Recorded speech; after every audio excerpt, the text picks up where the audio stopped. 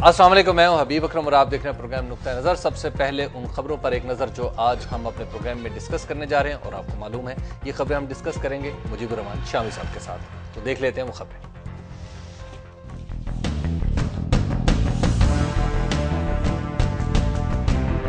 करारदाद पाकिस्तान को 73 साल गुजर गए, उस पर अमल कितना हुआ?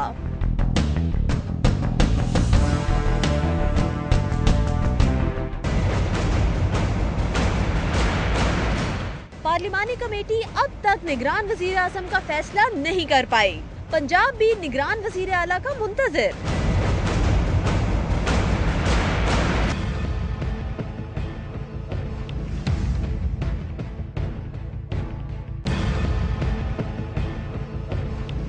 कराची में 2011 से अब तक 224 टारगेट किलर्स और भत्ताखोर गिरफ्तार। ताल्लुक MQM, सुन्नी तहरीक, ANP और पाकिस्तान तहरीके इंसाफ से भी।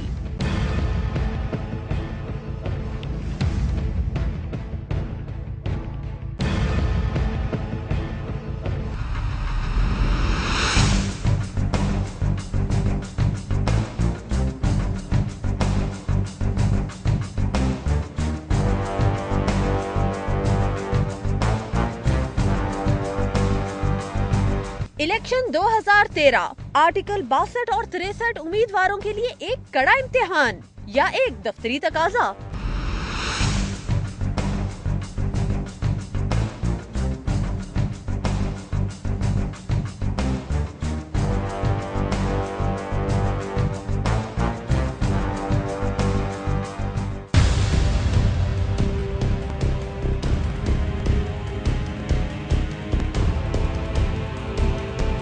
तहरीक इंसाफ के इंतखाबात मुकम्मल। जावेद हाशमी सदर मुंतखब, शाह महमूद कुरैशी वाइस चेयरमैन।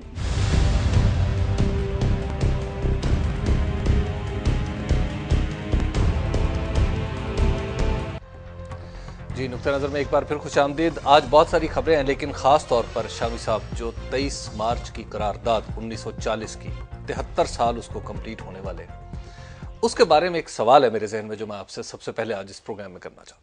और वो सवाल ये है शामी साहब, सवाल ये है कि जो जब ये करारदाद मंजूर हुई थी तो उसमें जो मुल्क एनविजन किया गया था उसमें तो सूबे बहुत ज्यादा आजाद थे और सूबे एक ऐसे विफाक की तश्कील करते थे जो बड़ा ढीला सा विफाक था। लेकिन उसके बाद हम देख रहे हैं कि सूबे तो अब पंजे में है विफाक के। जो करारदाद पढ़ी आपने? पढ़िए। चलिए, उस करारदाद में सूबों का जिक्र नहीं है, स्टेट्स का जिक्र है। और उसमें जिक्र है जो Muslim majority areas, contiguous Muslim majority areas, यानी जो मुसलमान अक्सरियत के मुत्तसिल इलाके हैं, उनमें पाकिस्तान कायम होगा। ये उनका मुतालबा है तकसीम का, अलग मुमलकत का। और ये जो स्टेट्स का लफ्ज इस्तेमाल हुआ, कई लोग तो कहते हैं ये टाइप की गलती से हुआ और कई लोग कहते हैं कि मशरकी और मगरबी खित्ते जो थे उनकी अलग अलग रियासत बनानी मकसूद थी। ठीक है। और ये जो ओरिजिनल करारदाद है उसको आप देखिए, उसमें रीजन्स का लफ्ज इस्तेमाल हुआ है। अच्छा, अब मौलाना जफर अली खान जब इसका तर्जमा करने के लिए उठे हैं, कायदे आजम ने कहा, ये शेर बंगाल जो थे मौलवी ए के फजलुल हक, उन्होंने करारदाद पेश की और मौलाना जफर अली खान को कायदे आजम ने कहा कि आप इसका तर्जमा करें। ठीक है। तो उन्होंने फिलबदी तर्जमा किया, लेके खड़े हो गए और फिलबदी तर्जमा उन्होंने करना शुरू किया। तो उन्होंने कहा मुस्लिम अक्सरियत के मुत्तसिल मंतके, अच्छा, रीजन्स का तर्जमा उन्होंने किया, मंतके। तो देखिए, अगर सूबों की बुनियाद पर पाकिस्तान बनता ना, फिर पूरा पंजाब जो है वो पाकिस्तान में शामिल होता और पूरा बंगाल जो है वो पाकिस्तान में शामिल होता। ठीक है। बंगाल की तकसीम और पंजाब की तकसीम क्यों हुई, और उससे पहले सिंध और मुंबई जो है उसको अलग अलग क्यों किया गया? तो जो तहरीक पाकिस्तान थी वो मुसलमान अक्सरियत के हक रायदही की तहरीक थी। अच्छा, कोई नस्ली कौम नहीं बनाई थी, कोई लिसानी कौम नहीं बनाई थी, कोई फिरका वाराना कौम नहीं बनाई थी। लेकिन शाम साहब, हमारे जो कौम परस्त भाई हैं वो तो कहते हैं कि अनफिनिश्ड एजेंडा है। नहीं, कौम परस्त जो मर्जी कहें, उनकी अपनी राय है, लेकिन आप ये देखिए जो तहरीक चलती है उसको इंटरप्रेट तो वो करेंगे जो तहरीक चलाने वाले हैं। फिका हनफी का कोई मसला होगा ना, तो इमाम अबू हनीफा उसको इंटरप्रेट करेंगे ना। ये तो नहीं है कि इमाम जाफर सादिक से इंटरप्रिटेशन ली जाएगी फिका हनफी की। तो फिका हनफी का मसला फिका हनफी से इंटरप्रेट होगा, फिका जाफरिया का मसला जाफरिया के लोग करेंगे। इसी तरीके से जो लोग तहरीक पाकिस्तान में शामिल नहीं है, जिनका नुत्फा ही वहां से नहीं उठा जी, जिनके आबा अजदाद भी उसमें शामिल नहीं थे, वो तहरीक पाकिस्तान को इंटरप्रेट कैसे कर सकते हैं? तो तहरीक पाकिस्तान को इंटरप्रेट करेंगे कायदे आजम, उसको इंटरप्रेट करेंगे लियाकत अली खान, उसको इंटरप्रेट करेंगे ख्वाजा नाज़िमुद्दीन, हुसैन शहीद सोहरवर्दी, ये लोग जो है। और जब तहरीक चली है तो उसके बाद जब इलेक्शन हो गया 1946 का, जी, तो ये जो एम्बिग्विटीज थी उनको रफा कर दिया गया कि अप्रैल 1946 में मुस्लिम लीग के टिकट पर मुंतखब होने वाले जो अरकान असम्बली हैं मुख्तलिफ असम्बलियों के, उनका एक दिल्ली में कन्वेंशन हुआ। अच्छा, उस कन्वेंशन में हुसैन शहीद सोहरवर्दी ने करारदाद पेश की और वह इत्तफाक राय से मंजूर की गई। उसमें वाज़ेह कर दिया गया कि हम एक रियासत कायम करना चाहते हैं, दो रियासतें नहीं। तो शाम साहब, हम वैसे स्टेट्स के नाम से एलर्जिक हैं थोड़े से, वरना इंडिया ने भी तो इस्तेमाल किया उसी बात नहीं, उन्हीं को स्टेट्स कहा, सूबों तारीख को। का एक मरहला था जी, उसके बाद जो मुल्क बना है वो एक रियासत के तौर पे बना है, वफाक के तौर पर। और इंडिया में भी जो आज सूबों में, पाकिस्तान में सूबों को जो खुद मुख्तारी हासिल है जी, वो इंडिया में नहीं है। अच्छा, इंडिया से कहीं ज्यादा सूबाई खुद मुख्तारी पाकिस्तान में मौजूद है इस वक्त हमारे दस्तूर में। ठीक है शाम साहब, चलें अगली खबर की। पहले जी जी जी तसल्ली हो गई? जी, तसल्ली मेरी हो गई देखिए, है, लेकिन कुछ मजीद सवाल बंगाल तकसीम हुआ जी, पंजाब तकसीम हुआ, मुसलमान जो थे मेंबर्स उनका अलग इजलास हुआ, गैर मुस्लिम मेंबर्स का अलग इजलास हुआ। ये जो 3 जून का प्लान है उसमें लिखा हुआ है सारा कि ऐसा होगा। गैर मुसलमानों ने यह नहीं कहा कि सिखों और हिंदुओं को हमसे अलग कर दिया जाए, जी, वो तो मेजॉरिटी में थे। उन्होंने कहा इनको हमारे साथ शामिल रखें। ठीक है, हिंदुओं और सिखों ने कहा हमें अलग किया जाए, बंगाल में भी कहा, पंजाब में भी कहा। और इस तरीके से ये मुस्लिम अक्सरियती इलाकों का मुल्क है, मुसलमान कौम के हक के खुद अरादियत की बुनियाद पर वजूद में आया है। यानी 4-5 सूबों का मुल्क नहीं है। सूबों का मुल्क नहीं है, सूबे उसका हिस्सा है। सूबे अपनी शनाख्त और हैसियत रखते हैं, लेकिन सूबों को तकसीम किया है इस मुल्क ने। सूबों, ये समझ लेना चाहिए हमें। तो शामी साहब, जो नजरिया पाकिस्तान है, हाँ, वो करारदाद पाकिस्तान है? नहीं, नजरिया पाकिस्तान यह है कि पाकिस्तान जो मुसलमान कौम जो है उसकी जो अक्सरियत के इलाके हैं वहां आप आजादी चाहते हैं। चलिए ठीक है शाम साहब, आप देखिए जी, पहले शायद जल्दी न करें। असल वक्त कम होता है, खबरें कुछ ज्यादा नहीं कि वक्त तो बड़ा वक्त हाथ से निकलता नहीं है कभी, मगर ये मबास जो है खलते मबस बहुत सा पैदा किया गया है जी। बहुत से लोग हमारे कहते हैं नजरिया पाकिस्तान क्या है। वो नजरिया पाकिस्तान का लफ्ज हमारे दोस्त सज्जाद मीर साहब हैं, उनकी तहकीक है कि ये सबसे पहले ये हमारे जो कम्युनिस्ट थे उन्होंने इस्तेमाल करना शुरू किया। अच्छा, क्योंकि वो इस्लाम का नाम लेने से घबराते थे, तो उन्होंने कहा कि आइडियोलॉजी ऑफ पाकिस्तान। ठीक है, तो आइडियोलॉजी ऑफ पाकिस्तान भी वही है, आप कान इधर से पकड़ लें या उधर से पकड़ लें, मुसलमान कौम का वतन है पाकिस्तान। ठीक है, और मुसलमान कौम क्या है, वो इस्लाम से बनती है। ये किसी सिंधी, पंजाबी, पख्तून, बलोच का मुल्क नहीं।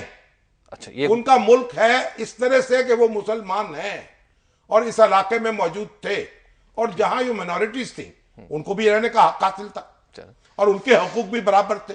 ये कायदे आज़म ने वाज़ेह कर दिया। ब्रेक का वक्त हो गया। ब्रेक के बाद हम खबरों की तरफ चलेंगे, दूसरी और खासतौर पर निगरान गवर्नमेंट के हवाले से क्या डेवलपमेंट्स हो रही हैं उस पर बात होगी एक वक्फे के बाद।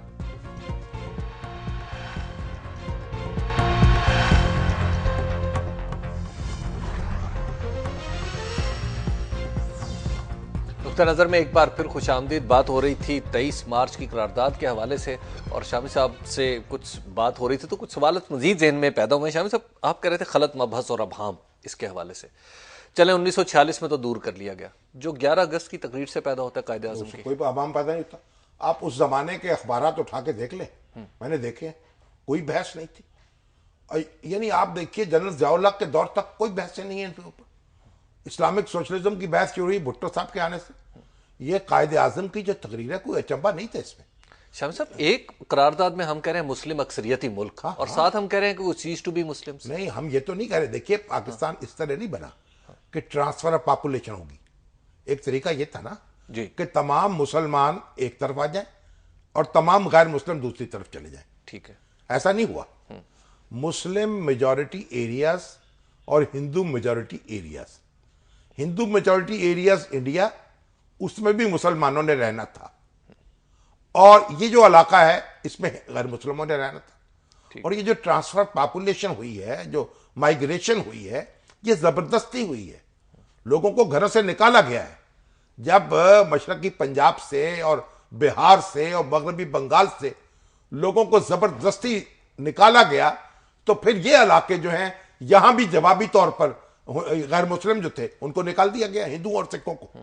क्रिश्चियन तो यहां रहे और शेड्यूल कास्ट भी यहां रहे। ठीक है। और मशरकी पाकिस्तान में तो बंगाल हिंदू भी रहे बड़ी हद तक, अब भी मौजूद है।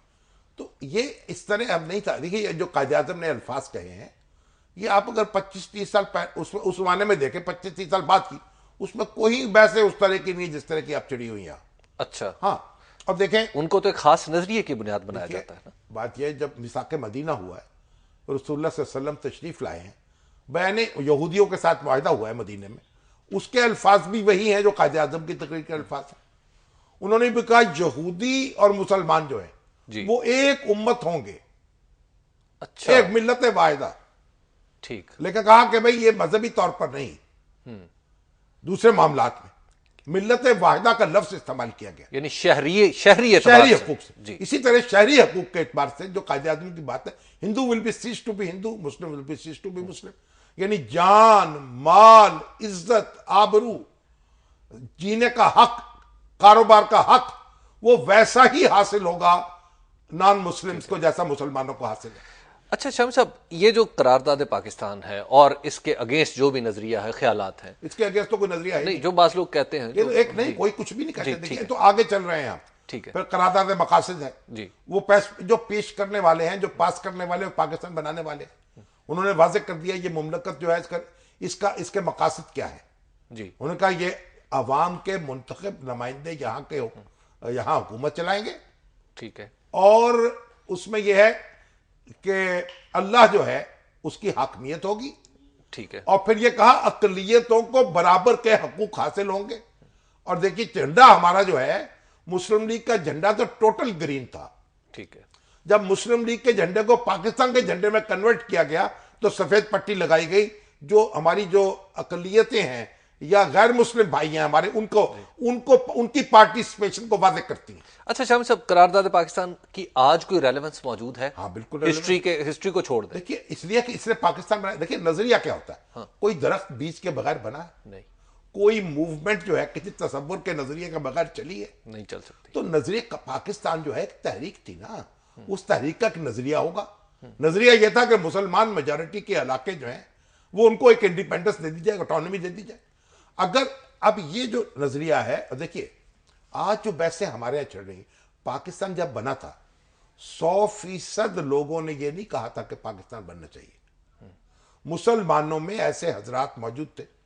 ठीक है। मजलिस अहरार इस्लाम मौजूद थी, खुदाई खिदमतगार मौजूद थे, जमात इस्लामी और जमीयत उलमा हिंद मौजूद थी। जमात इस्लामी तो उस वक्त कोई एंटिटी नहीं थी। अच्छा। और जमात इस्लामी का कोई तस्वर भी मुख्तलिफ था। अच्छा। ना कांग्रेस के साथ ना मुस्लिम लीग के साथ। अच्छा। यानी कौमियत के मामले में मुस्लिम लीग के साथ थे वो। अच्छा। और लेकिन उस वक्त छोटी जमात थी वो। असल बात यह जमीयत उलमा हिंद जो बड़ी जमात थी उस वक्त, तो ये सारी जमातें जो थी ये तकसीम के खिलाफ थी। इनको भी वोट पड़े हैं और इनके जो अंडे बच्चे हैं वो भी इन्होंने दिए हैं। वो लोग भी यहां मौजूद हैं, इसलिए वो बार बार बहसें उठाते हैं। और कुछ ऐसे लोग हैं जो पाकिस्तान को कमजोर करना चाहते हैं। मैंने जनरल अशफाक परवेज कानी साहब से एक बार मेरी गुफ्तगू हो रही थी इस मसले पर। अच्छा। तो मैंने उनसे वो बात कही जो मैं अक्सर जलसों में कहता हूं। मैंने कहा, देखें, शादी हो गई, बच्चे पैदा हो गए, अब बूढ़ा और बुढ़िया, नाना और दादा जी, नानी और दादी वो बन चुके हैं। ठीक है। अब बहस कर रहे हैं, मैंने तुमसे रिश्ता क्यों कर लिया, मुझे तो फलां लड़की का अच्छा आ रहा था, उसका बाप तो बड़ा अफसर था, जागीरदार था, ठीक है। और अम्मा कह रही है मैंने तुमसे क्यों कर ली, तुम्हारे साथ तो तुम तो बड़े बड़े अच्छे लोग आ रहे थे। अब बच्चे पैदा हो चुके, तारीख अपना फैसला कर चुकी। जिस जनरेशन के सामने ये सवाल था कि पाकिस्तान उसने बनाना है या जो अपने गैर मुस्लिम हैं उनकी टर्म्स पर उनके साथ रहना है, ठीक है। उन्होंने फैसला किया हम अपनी टर्म्स पर उनके साथ रहेंगे और अगर नहीं रखेंगे तो हम अलग हो जाएंगे। ठीक है। अब तो इंडिया में भी ये बात मानी जा रही है कि जो मुसलमानों की टर्म्स मान ली जाती तो तकसीम ना होती। हमारी टर्म्स, हमारा ये कहना था हम मिनॉरिटी नहीं है, हम एक कौम है, दो कौमें हैं। पंडित जवाहरलाल नेहरू ने कहा कि दो ताकतें हैं इंडिया में, एक अंग्रेज और एक कांग्रेस। कायदे आजम ने कहा तीन ताकतें हैं, एक मुस्लिम कौम है, एक हिंदू कौम है, एक अंग्रेज है। शामी साहब, अगर आज किसी को पाकिस्तान के रैशनल देना हो तो हम उसे कहें कि ये करारदाद पढ़ लो, तुम्हें समझ में आ नहीं, जाएगी। उसको कहो जो चीज हो चुकी है अब आगे की तरफ जाए। ठीक। अब ये हो चुका, बच्चा पैदा हो चुका, ठीक है। शादी हो चुकी, उसके आगे बच्चे पैदा हो चुके। चलें, जो आगे बच्चे हैं, अब आगे की तरफ देखें, पीछे की तरफ ना देखें। चलें, वो जो आगे के बच्चे हैं वो इस वक्त पार्लिमानी कमेटी में बैठे और उनसे निगरान वजीर आजम नहीं मुंतखब हो पा रहा। हो जाएगा, आप परेशान क्यों हो रहे हैं? देखिए, अगर इनसे निगरान वजीर आजम नहीं तय होगा तो ये जो हमारी पार्लिमानी ये जो इलेक्शन कमीशन है ना वो तय कर देगा। अगर ये तय कर लेते तो बहुत अच्छा था। अच्छा। और अगर ये तय नहीं कर सकेंगे तो इलेक्शन कमीशन के पास चला जाएगा। अब इलेक्शन कमीशन ये फैसला कर ले कि हम टास्क कर लेंगे या आंखें बंद करके पर्ची निकाल लेंगे, ये उसकी मर्जी है। तो जो चौधरी शुजात साहब कहते हैं कि सियासतदानों की नाकामी होगी, मैं इस अमल से अलग हो जाऊंगा, फिर नहीं, अब चौधरी शुजात हुसैन साहब की अपनी राय है। वो एक ये बात भी कही जा सकती है और मौलाना फजलुर रहमान ने भी ये बात कही है, मुनासिब होता कि इत्तेफाक हो जाता। लेकिन अगर इत्तेफाक नहीं होता तो जो कॉन्स्टिट्यूशन फ्रेमवर्क है जी, उसने तो एक हल दिया है ना, रास्ता दिया है, उस पर आपने चलना है, कोई क्राइसिस पैदा नहीं होगा। अच्छा, वो रास्ता तो मौजूद है, इलेक्शन कमीशन फैसला कर देगा। तो जो पंजाब में सूरत हाल बन रही है वहां पंजाब में भी ऐसा ही होगा। अगर पंजाब में लीडर ऑफ द अपोजिशन और लीडर ऑफ द हाउस नहीं मानते, ये कमेटी बनाएंगे, 3-3 आदमी की कमेटी होगी और वो कमेटी इत्तेफाक नहीं करती तो इलेक्शन कमीशन को चले जाएगा मामला। देखिए, यहां जो नाम पेश हुए हैं ना वो भी खूब से खूब तर की बात है। मैं समझता हूं कि जस्टिस आमिर रजा खान का और जस्टिस जाहिद हुसैन का नाम जो है वो दोनों नाम बड़े मोतबर हैं। वो मियां साहब, मियां शहबाज शरीफ ने आज मुस्तरद कर दिया नाम लेके। उनकी राय, उनकी मर्जी है ना, उनकी राय है, ठीक, वो हरफ आखिर तो नहीं है, कुरान का हर्फ तो नहीं है। जस्टिस आमिर रजा खान साहब के अपने मेरिट है और जाहिद हुसैन साहब उनकी अपनी एक शख्सियत है, बड़े संजीदा आदमी हैं। अब इसमें खूब से खूब तर का मामला है। अगर ये फैसला नहीं कर सकते, मैं तो समझता हूं इस पर एतराज ही नहीं होना चाहिए आमिर रजा पे किसी को। अच्छा, हाँ जी, बिल्कुल, क्या किस पे क्या एतराज है, बिल्कुल नाक की सीट पे चलने वाले आदमी है। ठीक। और जाहिद हुसैन जो हैं वो भी बच बच के संभल के चलते हैं, कोशिश करते हैं नाराज ना हो लोग। तो बात यह है कि ये इलेक्शन कमीशन पर फैसला कर देगा। अच्छा शाम साहब, अगर यहां पर राजा रियाज साहब और मियां शहबाज शरीफ साहब नहीं मानते आपस में तो फिर इनका फैसला कहां जाएगा? इलेक्शन कमीशन में, यानी इसमें कमेटी नहीं आएगी बीच में? कमेटी आएगी ना। अच्छा। 3-3 रुकनों की कमेटी है। हाँ। अगर वो फैसला नहीं कर पाएगी, अगर 3 रुकन वहां के 3 रुकन वहां के डटे रहते हैं आपस में, तो फिर ये इलेक्शन कमीशन को। और ये जो यानी ये कमेटी नहीं होगी जिस कमेटी में निगरान वजीर आजम का फैसला हो रहा है? नहीं, वो कमेटी नहीं है, वो कमेटी सूबे में अलग बननी है। अच्छा, मगर इलेक्शन कमीशन के अरकान वही हैं। ठीक, उनके पास ये मामला रेफर। देखिए ना, अभी आप सुबह सिंध में उन्होंने तय कर लिया जी। अब वो अलवी साहब वहां जनाब हो गए। अब अलवी साहब के बड़ी तरह खबरें छप रही, ये तो लैंड कमीशन के चेयरमैन थे, ये तो जमीनों का। लेकिन बहरहाल किसी शख्स पर जब तक कोई चीज साबित ना हो जाए उसको इनोसेंट ही समझा जाएगा। ठीक है। और ये तो एक अजीब वैसे वाकया हुआ है वहां कि एक ये सारा काम तो जाली तरीके से हुआ है कि जो हुकूमत के इत्तेहादी थे उन्होंने भेस बदल लिया, मेकअप बदल के वो बैठ गए दूसरी जगह आके और मुकमौका कर लिए। ये रियल ऑपोजिशन तो नहीं थी, लेकिन क्या करें, वजू के बगैर नमाज है। मैंने पहले भी कहा था। टेक्निकल ऑपोजिशन थी। अब काजी को तो नहीं पता कि वजू के बगैर पढ़ी जा रही है। शाम साहब एक वक्त हो गया, एक वक्फे के बाद दोबारा हाजिर होते हैं। आप देखते रहिए।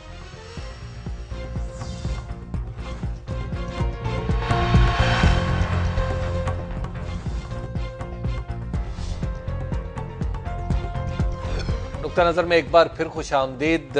शामी साहब, कराची में बदअमनी केस की समाअत हुई और चीफ जस्टिस के साथ एक लार्जर बेंच था जिसकी उन्होंने जहां पर लोग आ रहे थे और आईजी जो पुलिस है वो आए और उन्होंने एक रिपोर्ट पेश की है। उसमें उन्होंने कहा है कि जनाब 2011 से अब तक 224 टारगेट किलर्स और भत्ताखोर गिरफ्तार किए गए और इसमें से शामी साहब सबसे ज़्यादा एमकेएम के हैं, फिर सुन्नी तहरीक के हैं, फिर एएनपी के हैं और 9 लोग जो हैं वो तहरीक इंसाफ के भी। ये तो पता नहीं अब आईजी साहब की जो पेशकश है उसकी जब तहकीकात होगी तो पता चलेगा क्या मसला है। ठीक, एक तो ये मालूम होना चाहिए कि इनका किया क्या गया, फिर उसके बाद गिरफ्तार है बस। ये लोग पकड़े गए, उसके बाद क्या हुआ, और फिर ये पकड़े गए तो फिर टारगेट किलिंग अब तक क्यों हो रही है। देखिए, हर जमात के अंदर ऐसे लोग मौजूद हो सकते हैं और हैं, इसमें कोई शुबा नहीं है। ठीक है, लेकिन अब ये जो पीटीआई के अंदर तो एक मजाक मालूम होता है ना। हाँ। अब पीटीआई के अंदर अगर ये लोग उनके ये क्लेम करते होंगे कि हम तहरीक इंसाफ के, हाँ, तो उनको चाहिए था कि उन पार्टी के लोगों को बुलाते, उनके नाम देते उनको कि आप इन लोग कन्फर्म करें या ना करें। ठीक है, ठीक है ना, तौसीक कराए ना उनकी, हाँ। और तहकीकात खुद भी करें कि आया ये पार्टी से है कि नहीं, ये नंबर एक। फिर आया पार्टी के मैंडेट के तहत ये काम कर रहे हैं। कई पार्टीज पर ये इल्जाम है कि उन्होंने अपने विंग्स, मुसल्ला विंग्स पाले हुए हैं ठीक, और वो उनसे काम लेती हैं। हाँ। और कई ऐसी हैं जिनमें इत्तेफाक से वो लोग शामिल होंगे, उनका नाम इस्तेमाल कर लिए। तो इसलिए इस बात की तहकीकात जरूरी है कि ये किसके इशारे पर, किसके कहने पर ये काम कर रहे थे। शामी साहब, लीडर्स तो सारे एक ही बात कहते हैं। आज अल्ताफ हुसैन साहब ने भी कहा बैलेट बुलेट नहीं। लीडर्स की बातें नहीं है, दावे छोड़े आप। अच्छा, ये पुलिस का काम है तहकीकात करना, और तहकीकात करने वाली, तफ्तीश करने वाली एजेंसियों का काम है। ठीक है, उनको तहकीकात करनी चाहिए, एविडेंस कलेक्ट करनी चाहिए। अगर ये अपने पार्टी मैंडेट के तहत या किसी पार्टी लीडर के तहत के हुक्म के तहत ये काम कर रहे हैं तो फिर उनके खिलाफ भी कार्रवाई होनी चाहिए। ठीक है, और अगर कोई बहसीत पार्टी मुलव्वस है, उस पार्टी को बैन करना चाहिए। अच्छा, उसको कोई हक नहीं सियासत। कराची के हालात में ये मुमकिन है। हर चीज मुमकिन है। किसी पार्टी को, देखिए हम किसी पर इल्जाम नहीं लगा रहे, ठीक है, अगर एविडेंस मौजूद है तो उस पार्टी को इजाजत नहीं देनी चाहिए कि वो बुनियादी हकूक जो हमारे हैं उनको भी सबोताज करे। ठीक, मगर ये सारे काम वो हैं जो सिर्फ आईजी साहब के बयान से नहीं होंगे। इस पे अंदर तहकीक चाहिए और तफ्तीश चाहिए, और गैर जानबदाराना तौर पर। और एक वाइडर पॉलिटिकल विल भी चाहिए। नहीं, वो तो अब खत्म हो गई ना। हाँ। अब हुकूमत तो नहीं बन गई, अच्छा, अब तो एक इंटरिम गवर्नमेंट है। ठीक है, अब वो जो विल थी पीछे, वैसे गुज़श्ता 2-3 हफ्ते से नजर आ रही थी कि विल जो है उसमें हरकत आई है जी, क्योंकि रेंजर्स और पुलिस वाले जो ताबड़तोड़ कार्रवाइयां की हैं उन्होंने। और अब तो इंटरिम गवर्नमेंट है, ठीक है, और इंटरिम गवर्नमेंट जो है उसको चाहिए कि वो खुला हाथ दे दे उनको, क्योंकि उनके पास पॉलिटिकल प्रेशर नहीं। नहीं होना नहीं चाहिए। और दूसरी बात मैं कोई अर्ज करूं कि अभी ये जो बातें हो रही थी, कल भी मैंने अर्ज किया था, नवाज शरीफ साहब ने भी इसका नोटिस लिया कि 4 तेरे 5 मेरे 6 मेरे। वजीर जो है कोई पार्टीज के जो मामलात हैं उनसे मुतल्लिक नहीं होने चाहिए। वजीरों को पार्टी पॉलिटिक्स से अबव होना चाहिए। ये निगरान हुकूमत का ये मतलब नहीं है कि हर एक का कोटा तय कर दिया जाए, फिर तो वजीर आजम भी कोटे पे आना चाहिए। अच्छा शामी साहब, एक वैसे ही जहन में ख्याल आता है कि अगर निगरान वजीर आजम या निगरान वजीर आला, जिसे हमने बड़े ताम झाम से इत्तफाक से मुत्तफिक होकर उसको मुंतखब किया है, उसको सिलेक्ट किया है, अगर वो कोई गलती करे और हम उसे हटाना चाहें तो क्या करेंगे? तो फिर जो वजीर आला को, वजीर आला या वजीर निगरान वजीर आला, निगरान वजीर आजम, वजीर आजम को तो हटा सकते हैं, फिर वजीर आजम को जो लाने वाले वो हटा देंगे। अच्छा, वैसे ही क्वेश्चन तो है ना। नहीं, क्वेश्चन तो है, मगर ऐसा क्यों करेगा? हम बदगुमानी में कोई रहते हैं हर वक्त। चले जी, अपनी खबर की तरफ चलते वो हैं। तवक्को रखेंगे ठीक काम करेगा। शामी साहब, हमारा जब आइंदा प्रोग्राम होगा इंशाल्लाह मंडे को, तो 25 तारीख होगी और कागजात नामजदगी जमा होना शुरू हो चुके होंगे। ठीक, तो उस दिन जब कागजात नामजदगी जमा होंगे तो आर्टिकल 62 और 63 भी इन्वोक हो रहे होंगे। तो भाई 62 पर लोगों ने, बहुत लोग एक हवा खड़ा कर दिया हुआ है। देखिए, मैं ये देख रहा था जो 62F है उसमें है क्वालिफिकेशंस जी। अब उसकी पढ़िए, he is sagacious, righteous, non profligate, honest and अमीन, there being no declaration to the contrary by a court of law. ठीक है। जो आखिरी फिक्रा है ना, ये 18वीं तरमीम में बढ़ाया है। अच्छा, इसका मतलब ये हुआ कि सादक है, अमीन है, रासबाज है, और क्या क्या तर्जमे करेंगे आप इनके? जी, अकल, समझदार है, समझदार है, फहीम है, फहीम है, अमीन फहीम नहीं, फहीम है जी, मगर थे अमीन और फहीम दोनों मिलके इकट्ठे हो जाते हैं। ठीक है। यानी फातरुल अकल नहीं है। ये सारे काम जो है, जो शख्स ये नॉमिनेशन पेपर फाइल करेगा जी, उसके बारे में ये तसव्वुर किया जाएगा कि वो सादिक भी है, अमीन भी है, ठीक है। जब तक कि उसके खिलाफ कोई फैसला अदालत का मौजूद ना हो। ठीक है। ये जो अच्छा, 18F है उसको पढ़ लिया। यानी उस वक्त तक, यानी अगर किसी के खिलाफ कोई फैसला नहीं है तो उस पर कोई इतराज नहीं होगा। देखिए, हमारी जो रियासत है, जदीद रियासत और पर इस्लाम का जो तस्वुर है वो भी ये है कि हर शख्स जो है वो मासूम है जब तक कि गुनाहगार साबित ना हो जाए। अच्छा, गुनाह साबित करना पड़ेगा। ये तस्वुर नहीं है ये कि आप सब गुनाहगार हैं जब तक कि अपने आप को मासूम साबित ना कर लें। अब शामी साहब, मैं कुछ मिसालें देता हूँ। मिसाल के तौर पे मैं राजा परवेज अशरफ साहब के खिलाफ जाता हूँ, मैं कहता हूँ जनाब इनके हवाले से रेंटल पावर्स। हाँ ठीक है, अगर आप कोर्ट का फैसला लाइए। अभी तो तफ्तीश के मराहिल में है।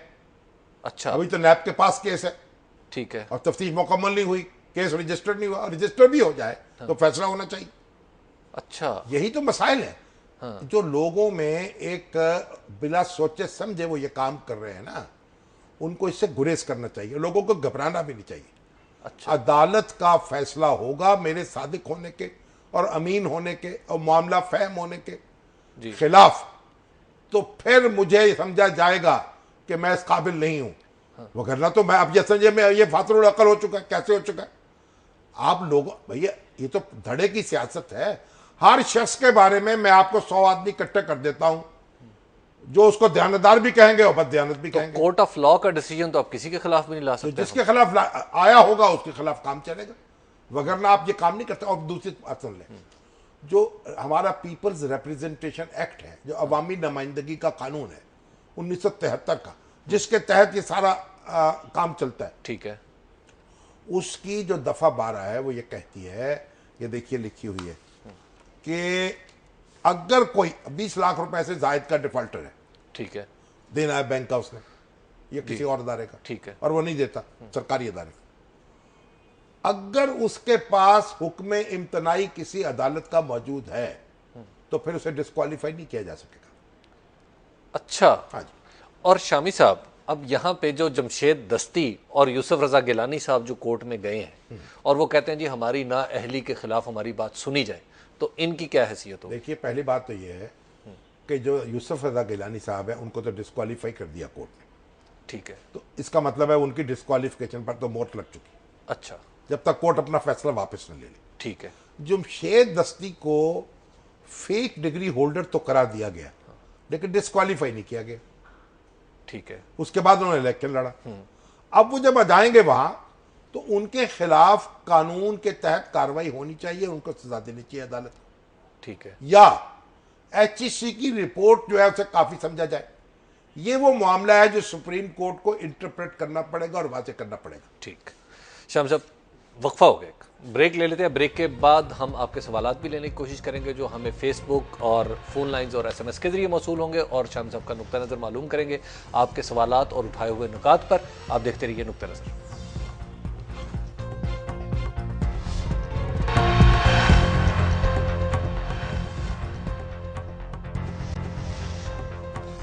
नुक्ता नज़र में एक बार फिर खुशामदीद। ब्रेक पर जाने से पहले शाम साहब बता रहे थे पीपल्स रिप्रेजेंटेशन एक्ट के हवाले से कुछ चीज आप बता रहे थे। 20 लाख का जो नाता है, दफा 14 जो है ठीक है, वो ये कहती है कि जो वाजबात आपने देने हैं सरकारी महकमों के, अगर आप एक अदा कर देंगे वो, तो फिर आप डिस्क्वालीफाई नहीं हो सकते। अच्छा, हाँ जी। तो ये देखिए, मकसूद डिस्क्वालिफिकेशन नहीं है कि भाई जिसको चाहो डिस्क्वालीफाई कर दो। मकसूद ये है कि जो लोग एक ड्यू प्रोसेस में सादिक और अमीन ना पाए जाएं, उनको डिस्क्वालीफाई किया जाए। अब ये सुप्रीम कोर्ट को फैसला करना पड़ेगा कि डिस्क्वालिफिकेशन अदालतों के फैसलों के बाद होगी या इलेक्शन कमीशन इसको खुद अपने तौर पर डिस्क्वालीफाई कर सकता है इनको? और अगर कोई स्ट्रिक्ट किस्म की तारीफ की जाए, स्ट्रिक्ट किस्म की तशरीह की जाए इन तमाम दफात की, तो फिर जैसे हमारे इलेक्शन कमीशन टेंड्स टू, नहीं तो फिर तो यह है कि आप ये कहें कि नहीं आपके, क्योंकि आईसीसी ने आपको भेज दिया, आपकी डिग्री जाली थी, आप डिस्क्वालीफाइड है। अब डिस्क्वालीफाई कितनी देर के लिए होंगे? देखिए ना, एक टर्म के लिए होंगे, 3 साल के लिए होंगे, 5 साल के लिए, उम्र भर के लिए तो नहीं हो सकते ना। तो ये सारी चीजें कानून को बतानी होती है। अच्छा, वो जो गोया हम जो तस्वुर कर रहे थे कि एक तलवार चलेगी 62 और 63, पुश्तों के पुश्ते लग जाएंगे, पुश्तों के पुश्ते लग पुश्तों के पुश्ते नहीं लगते। आप परेशान हो, आप कागजात नामजदगी जो है ना बिल्कुल दाखिल कर दे खुद व खुशी के साथ। शामी साहब, इलेक्शन कमीशन के हवाले से एक सवाल मेरे जहन में उठ रहा है कि किसी हवाले से हमारे चीफ इलेक्शन कमिश्नर जो है बीमार भी है, एज भी है, अगर इनएक्टिव होता है, अलील है, खबरें आ रही है अलील है जी, अलील है, अगर इनएक्टिव है, अगर इनएक्टिव हो जाए, इस्तीफा दे दें या फराइज अदा न कर पाए जी अपनी सेहत की वजह से, फिर क्या होगा? फिर क्या होगा? तो फिर सुप्रीम कोर्ट के जो सीनियर जज हैं वो मुकर्रर हो जाएंगे। अच्छा, मामला फिर जैसे ये देखिए, जब फिर वही चला जाएगा सुप्रीम कोर्ट के पास, उसकी हदूद जो मजीद वसी हो जाएंगी। ठीक है। इस वक्त जो सीनियर तरीन जज है वो जस्टिस तसद्दुक जिलानी साहब हैं। अच्छा, और वो हो जाएंगे चीफ इलेक्शन, कायम मुकाम चीफ इलेक्शन कमीशन। ये ऑटोमेटिक सिस्टम है कॉन्स्टिट्यूशन? आप देखिए, जब शाकरुल्लाह जान ओहदा खाली हुआ था जी जी, और नए नाम पर इत्तफाक नहीं हो रहा था, तो मियां शाकरुल्लाह जान साहब वो जब एक्टिंग चीफ इलेक्शन कमिश्नर हो गए थे, बिल्कुल, और उनका नाम मुस्तकिल चीफ इलेक्शन कमिश्नर के तौर पर भी मुस्लिम लीग नून ने पेश किया था। बिल्कुल। यानी आज जिनकी वजारत उज़्मा पर एतराज है, चीफ इलेक्शन कमिश्नर बनाने पर उनको कोई एतराज नहीं था। जो अल्टीमेटली चुनेगा वजीर आजम को, ठीक है, ये भी बड़ी एक्सतम ज़रीफियां हैं हमारी सियासत की। शामी साहब, हमने कुछ तरीके इंसाफ के इलेक्शन के हवाले से भी बात कर लें। अच्छा, वो इलेक्शन तो अभी हो रहे हैं ना? हो रहे हैं जी, फाइनल रिजल्ट्स नहीं आए, लेकिन बहरहाल हमारे जावेद हाशमी साहब प्रेसिडेंट बन के गए, लिए वो तो बन गए। वो तो बन गए। अच्छा, कोई बड़ा मुकाबला नहीं, मुकाबला हुआ, लेकिन अब अभी तक जो खबरें आ रही हैं, अंदाजा है बन गए। मगर वो जो शाह महमूद कुरैशी साहब थे, वो बिला कल हमने गुफ्तगू की थी, खुर्शीद कसूरी साहब उनका मुकाबला कर रहे हैं, लेकिन खुर्शीद साहब ने अपना रास्ता तब्दील कर लिया आखिरी लम्हों में। तो शाह महमूद कुरैशी साहब जो है वाइस चेयरमैन हो चुके हैं। अब देखिए कौन कौन कहाँ मुंतखब होता है, आज रात तक सारी मामला तय हो जाए। वैसे शामी साहब, ये मुल्तान के पास 2 ओहदे हैं एक पार्टी के, ये बड़ी इंटरेस्टिंग बात होगी। तो मुल्तान के पास या 3 ओहदे हो, इसमें क्या फर्क पड़ता है? तो लोगों का फैसला तो लोगों ने करना है ना। चलिए, ठीक है, जो उनके वोटर हैं उन्होंने फैसला। अच्छा, ये एक जलाल खान साहब हैं जिमखाने से, इन्होंने सवाल किया कि इस्लाम एक सेकुलर मजहब है। देखिए, इस्लाम अगर तो सेकुलरिज्म आप कहें गैर फिरका वाराना, ठीक है, फिर तो एक इस्लाम को सेकुलर मजहब कह सकते हैं। अगर आप ये कहें कि स्टेट का कोई ताल्लुक मजहब से नहीं है, तो इस्लाम वो सेकुलर मजहब नहीं है। और सेकुलरिज्म है क्या? सेकुलरिज्म ये है कि जो हमारे मामलात है दुनियावी, उसमें किसी हदायत की वही की जरूरत नहीं है हमें, ठीक, हम खुद तय करेंगे उसको।